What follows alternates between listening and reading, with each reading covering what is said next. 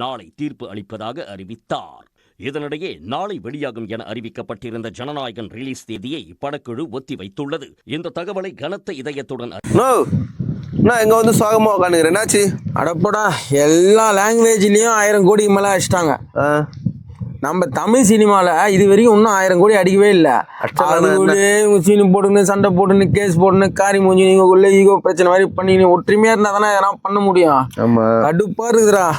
அட்லி இங்க இருந்து வெறுப்பேற்றி ஹிந்தியில போயிட்டு 1000 கோடி அடிச்சு குத்துறாரு. ஜவான் அந்த படம். ஜவான் அதான் நீயே சொல்ற பேரு ஜவான். அது அதுதான் தெரியும், ரொம்ப நாள் ஆயிடுச்சுல. கடுப்பாகுது. இப்ப பாரு, ரஜினி சார் தான் தமிழ் சினிமாவை அத்த கட்டத்துக்கு கொண்டு போனாரு.